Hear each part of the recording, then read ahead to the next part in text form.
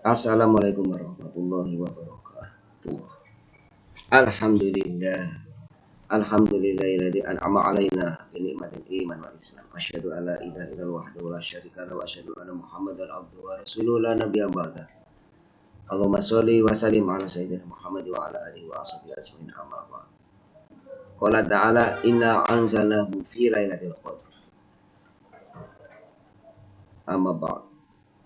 Netizen warganet rahimakumullah. Ini Ramadan tahun ini 1442 Hijrah sudah hampir memasuki 17 Ramadan. Tinggal beberapa hari lagi, di mana 17 Ramadan adalah nuzulul Quran atau hari turunnya Al-Quran atau malam turunnya Al-Quran.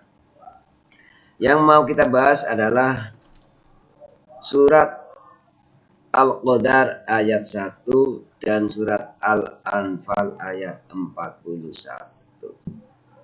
Di mana kebanyakan orang belum tahu bahwa sebenarnya Al-Qur'an turun pada malam Lailatul Qadar atau pada 17 Ramadan.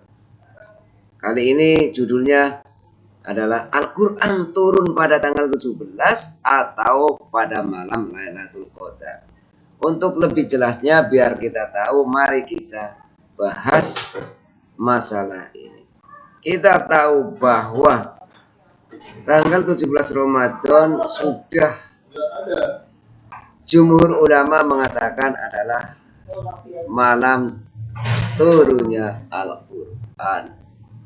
Sementara kita sudah saking hafalnya bahwa istilah Jawanya likuran. Selikur telulikur selawet pitulikur sangalikur atau malam-malam Lailatul Qadar. Padahal Lailatul Qadar adalah malam turunnya Al-Quran berdasarkan surat Al-Qadar. Nah, sebenarnya mana yang benar? Lailatul Qadar turunnya Al-Quran atau 17 Ramadan? Baiklah, kita bahas dengan ayat-ayat berikut ini.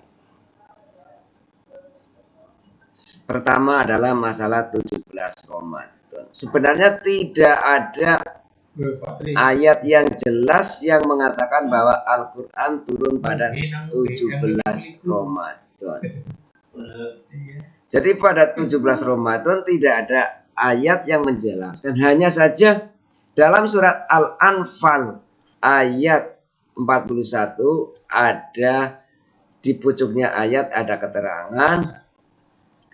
Lengkapnya ayat adalah begini, a'udzubillahi minasyaitonir rajim. Wa'lamu annama ghanimtum min syai'in fa anna lillahi khumusahu wa lirrasuli wa lidzil qurba wal yatama wal masakini wa ibnis sabil in kuntum amantum billahi wa ma anzalna ala abdina yaumal furqani wa yaumal taqal jam'ani wallahu ala kulli syai'in qadir. Ketahuilah sesungguhnya apa saja yang dapat kamu peroleh sebagai rampasan perang, maka sesungguhnya 1/5 untuk Allah, Rasul, kerabat Rasul, anak-anak yatim, orang-orang miskin, dan ibnu sabil. Perhatikan arti yang di garis bawah. Jika kamu beriman kepada Allah dan kepada apa yang kami turunkan kepada hamba kami Muhammad di hari Furqan, yaitu hari bertemunya dua pasukan, dan Allah Maha Kuasa atas segala sesuatu. Yaumul Furqan ini ditafsirkan oleh para ulama adalah hari bertemunya dua pasukan. Kapan itu terjadi? Yaitu pada tanggal 17 Ramadan, yaitu di perang Badar. Dengan adanya Al-Quran diterangkan turun pada tanggal bertemunya dua pasukan, yaitu tanggal 17 Ramadan. Jadi kalau kita ditanya nanti apa dasar yang menunjukkan bahwa Al-Quran turun pada 17 Ramadan, yaitu surat Al-Anfal ayat 41, yaitu pucuknya ayat in kuntum amantum billahi wa ma anzalna ala abdina yaumal furqani yaumal taqal jam'an wallahu ala kulli syai'in qadir. Sekarang pertanyaannya, kenapa dalam surat Al-Qadar ayat 1 yang berbunyi Inna anzalnahu fi lailatul qadar.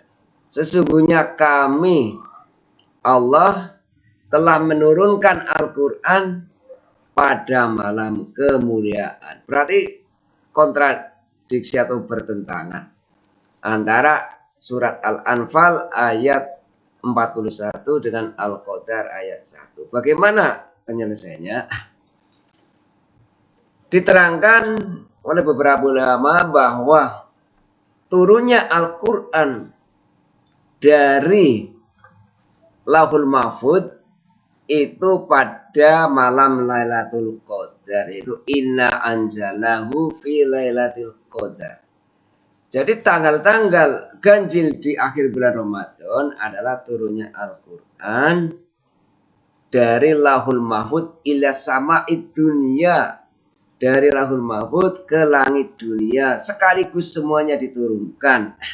Nah, setelah semuanya sudah turun di sama'id dunia atau Baitul Izzah atau langit dunia, maka Al-Quran kemudian ngendon di langit dunia. Nah, pada waktu Nabi mengutus Nabi Muhammad SAW, mulai tanggal 17 Ramadan ketika Nabi umur 40 tahun itulah mulai diturunkan Al-Quran minas sama'id dunia atau dari Baitul Izzah kepada Kanjeng Nabi Muhammad SAW secara berangsur-angsur, dimulai dari surat Al-Alaq ayat 1 sampai 5. Jelaslah sekarang bahwa tanggal 17 Ramadan adalah turunnya Al-Quran secara berangsur-angsur dari langit dunia kepada Kanjeng Nabi Muhammad SAW dengan perantaraan malaikat Jibril.